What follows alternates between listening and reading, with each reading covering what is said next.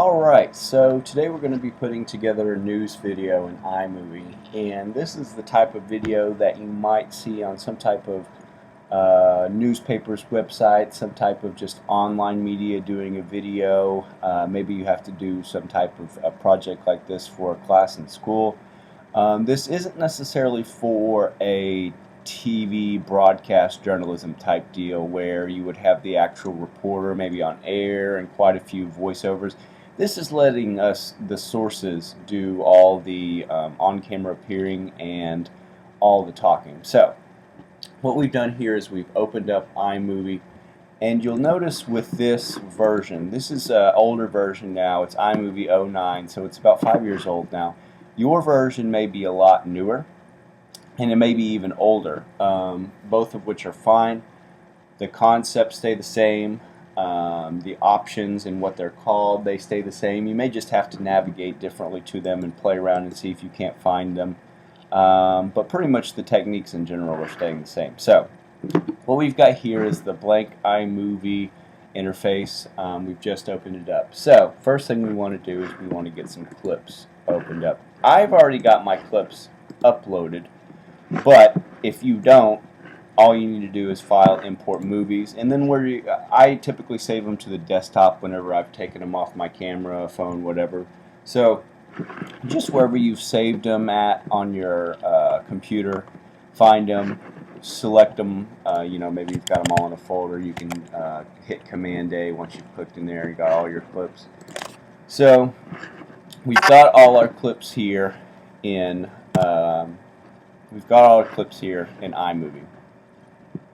So this isn't necessarily news in the sense that I was doing public relations work for this conservation facility last summer, but the actual editing techniques and kind of the theme of there being interviews with B-roll on top, that all stays the same, so the concepts are still there. So if you'll notice, I've got two lengthy interviews right here. And that's going to be the first thing that we're going to start playing with. I do want to point out that a good technique when you actually are in the field interviewing someone is to have your camera set on something stable. You're not trying to hold it. It makes it look a lot more professional. You don't have to worry about trying to hold that steady hand while at the same time asking questions. You've just got it set down and you're just hitting record. If you also notice, it's level.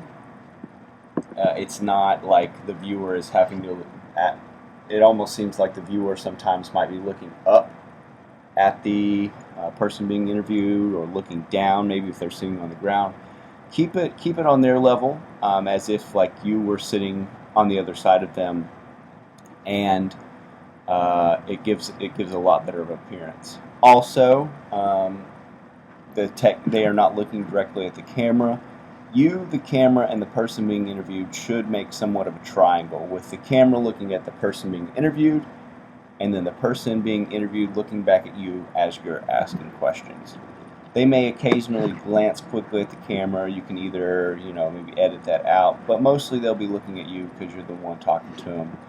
One other thing I'll point out, this one is somewhat in the thirds, meaning that if you were to draw a line at a third the way through the picture and 2/3 of the way picture, she's lined up just a hair probably right. You want to keep them in either the first third usually, or you can even do the right third, as long as it comes out something like this. You've got the person being interviewed in the left third, and they're looking into the dead space. Where the second third of the photo is, they're looking into that basically nothingness space, which is how you want it set up. You could even do it where they're in this third looking this way. Either way is fine. So I just wanted to clarify. This one ended up kind of in the center more than I would like. This one's better towards the third, which is what you're going for. So the first thing I'm going to do after I uploaded my clips is I'm just going to go ahead, and what I did here was all I did is click just on the clip that I want and hit on a Mac, hit Command A, and just drag it up into the project box. This is the final product that you're going to export when we're all done. So the first thing I'm going to do is I'm just going to go through here, and maybe I'm listening to it, and I'm just looking for where I'm asking the questions. I just want the source's voice talking. Look for any quotes that I don't want. Right now it's at about 4 minutes. People don't have a very high attention span online, so you're not going to want too long of a video. Between 1 and 3 minutes is probably going to do the trick. So what I'm doing here is I'm just pretending as if I was listening to this, and I was finding gaps in the actual interview to where it's just maybe me asking the question or quotes that aren't that significant. And a good interviewing technique to make sure that when I'm doing these divisions, to make sure that I'm not cutting them off mid-sentence, mid-word, because when some people talk, they just do it kind of word over word over word. It's a good technique to, when you ask them a question, to let them fully respond, and then when they're done, wait a moment and then ask your next question, because that'll make it a lot easier in the editing process, because you'll have that clear gap in time where you can drag this yellow bar straight to that moment in time, hit delete, so that way there's a clear division when they stop and when your voice starts. It just makes it a whole lot easier in the editing. So we'll just get rid of some of this because, like I said, that's way too long. That's a little bit more reasonable. So we'll say after we edit it down, we got about 1:15 of good quotes. And we'll do the same thing with our second interview. Click on it anywhere, hit Command A, drag it up into the project box, and start going through here. Maybe you ask that first question there and there. So now we're really getting it down in time to the very quality responses that will make for some engaging quotes in your end video.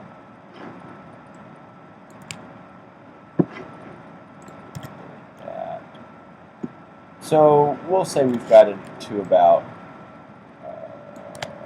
two minutes, which is fine.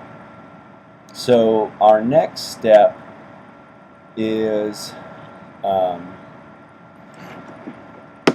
I would like to say that transitions, which is just this box right here, I think sometimes people have the tendency to pick these crazy ones, and I just think they come off as amateurish, and they'll just use a diversity of these. Maybe you'll have that one, then you'll do a bunch of cubes or a black hole or just stars or something. Really, the best ones are going to be, if you're going to use them at all, I think that cross dissolve, maybe to open it up, usually does pretty well. It kind of fades into it. And the same thing coming out of it, maybe you have a fade to black to end it. You don't have to necessarily use transitions. Just play around with them, make sure they come off as professional, and stay away from anything ripple, spin out, circle open, unless you're just doing something maybe, for a family trip or something. But, if you're trying to get that real professional look, I think that these type of nice and easy transitions that aren't as obvious as a spinning cube are a lot better. So the next thing we need to do is identify who these people are. So as you'll see, when we click this T button, we have the spinning wheel of death, unfortunately. There we go. We'll just reopen that really quick.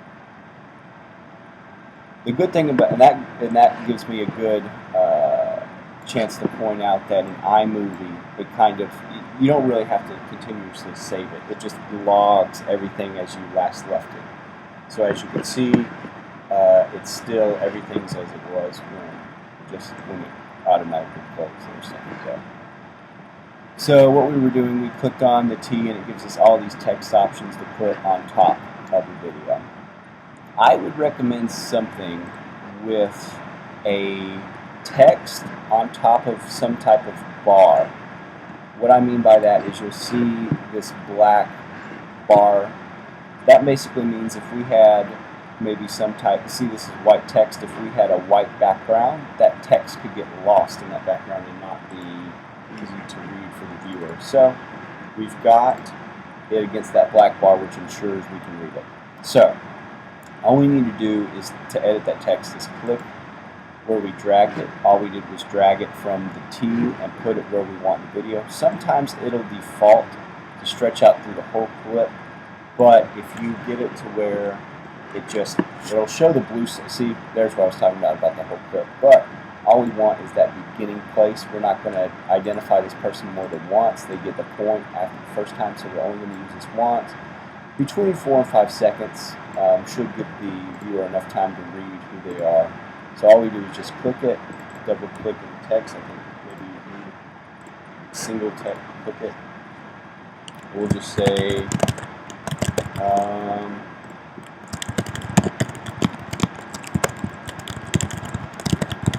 just making up the name and title. Be sure that in yours though you've got the correct name, the correct spelling, and the correct title. So we'll see how this looks to start out with. Probably want to come with the title a little bit quicker, just so there's that slight moment in time when she starts talking. So maybe right there, fades out automatically. And one thing I'll point out about starting a video is that sometimes you may find it appropriate to start with some type of B-roll action shots at the beginning. Say you're covering a race and they have the starting of the race where it's 3, 2, 1, go, or they have a gunshot or something. It might look visually appealing and make sense in the overall video if you just kind of start with that video and then you roll into. We had a great turnout at today's race today, and we were raising money for X charity. Or maybe you're doing a feature on a blacksmith, and you start out with he or she pounding on some type of metal, and then you could maybe even have some of the audio, and I'll show you how to do that. Some of the audio from the interview go underneath. We're just selecting some of it, and we bring it up here, put it on some of the clip we want the audio to play under, and all we do is just hit audio only, and the audio that we want will appear underneath it. And so we could just start with them talking about blacksmithing, and then it transitions into when we actually see the blacksmith. But for now, all we're going to do is just focus on starting with the interview. So we've got the first source identified. We'll do the same thing for the second source.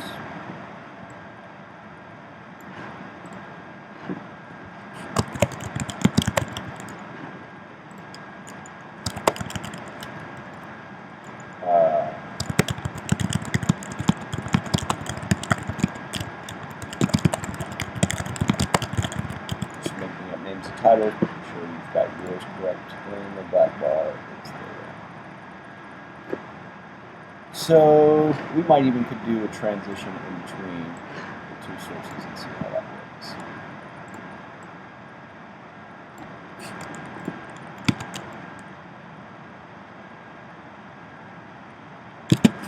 So as you'll notice, all we have now is just 2 interviews. It would be very boring to just sit here and watch them talk. We want them to have what they're talking about put basically on top of their audio. And what I mean by that is, say they're talking about all the, guests visiting today with some white rhinos or something. So basically what we need to do is we need to pick out what B-roll clips we want to do, which ones make the most sense for what they're saying in the interview and for the story overall. So what we'll need to do is, again, here we're just selecting the parts of the B-roll that we want. And once we've selected the part we want, maybe it's the whole thing, usually 11 seconds is going to be too long. So we just wanted maybe about 4 or 5 seconds, maybe even less than that, from that B-roll shot. Once we've selected it, we're just going to drag it up here, and you'll notice the plus mark. We let go, hit cutaway, and bam, it's on top of the A-roll interview. And sometimes in iMovie, I don't know why this is not defaulted, but to ensure that you have that list of options that we saw a second ago, this list, including the big thing is cutaway here, you have to go to Preferences, Show Advanced Tools. So for whatever reason, iMovie doesn't default that to be checked, so make sure, sometimes it doesn't, maybe it doesn't, make sure that that's checked. So, once we've got our B-roll clips all picked out, what you want to do is you want to have your B-roll dominating over the interview, basically starting, and then it would come through the whole interview, keep coming through the whole interview, and then once you got back maybe right here, you would come back to the interview before going to the next source. So basically from this clip to this clip, all through here is going to have B-roll placed on top of it. And you know, if you are doing a much shorter video than 2 minutes, you could have your B-roll, this wouldn't be as long in the distance to come with all these different B-roll clips. Now that we've got 2 clips over on top of each other, let's listen to how that sounds. And we have 3 different species of rhinoceros and we go around each. So you've got 2 conflicting audio tracks. The easy way to fix this is to just go to Audio Adjustments. We'll turn that down. Audio Adjustments. We'll turn that down. We just put our mouse over top of this. It comes up with that blue box, Audio Adjustments. And so now let's listen to it. And we have 3 different species of rhinoceros here at White Oak, and we go around each pen where the animals are. So basically, there we've got the silent B-roll on top of the audio. We'll do this same process all the way through, starting about maybe right in this area for the second interview, and right before it gets to the end of the whole video, and just fade out, and there's your interview. So that's pretty much how you put a interview-based news video together. And then once you're done, all you'll do is share, export using QuickTime, actually export using movie option, and we'll choose high definition, give it the best possible look for YouTube, and just hit export. And be sure that whatever deadline you're on, you're allowing yourself quite a bit of time, because as you can see, it takes quite a bit of, this is 6 minutes long, quite a bit of time to not only export it from iMovie, but also to import it actually into YouTube, which the import might actually take longer. So just be sure you're giving yourself plenty of time. But other than that, that's about it. So if you have any questions, feel free to put them in the comments. And if not, thanks for watching.